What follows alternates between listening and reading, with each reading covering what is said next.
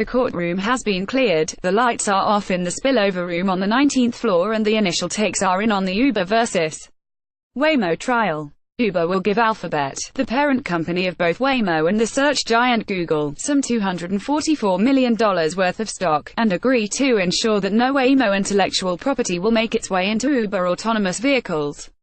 While Uber has settled, this is hardly a Waymo victory.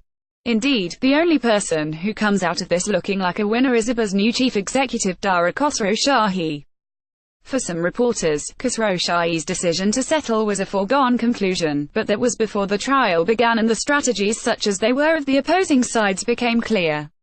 Once the trial was underway, Waymo's victory began to look less and less like a foregone conclusion.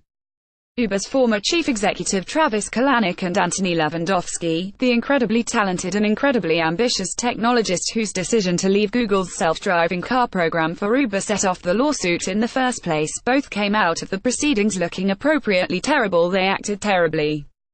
But Waymo did not appear to be making headway with its actual charge that any of the very likely allegedly misappropriated technology wound up in Uber's autonomous vehicle systems. Beyond the facts of the case, there was the potential for Alphabet's own executive team to come off looking less than stellar when Uber presented its defense. By settling the case now, Khosrowshahi looks nothing short of magnanimous. His predecessor has been publicly humiliated, along with a former employee whose hiring triggered the case. Executives at Alphabet are spared from having to take the stand and answer for whatever mistakes they may have made in handling Levandowski and his departure, and Uber is only paying $244 million to get out from under the lawsuit. I know $244 million isn't chump change, but compared to how bad things were potentially looking at the outset of the trial, the payout is a bargain.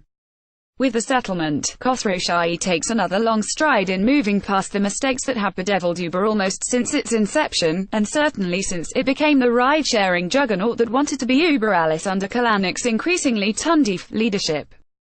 Read the last lines of Khosrowshahi's statement and you'll see what I mean. While I cannot erase the past, I can commit, on behalf of every Uber employee, that we will learn from it, and it will inform our actions going forward.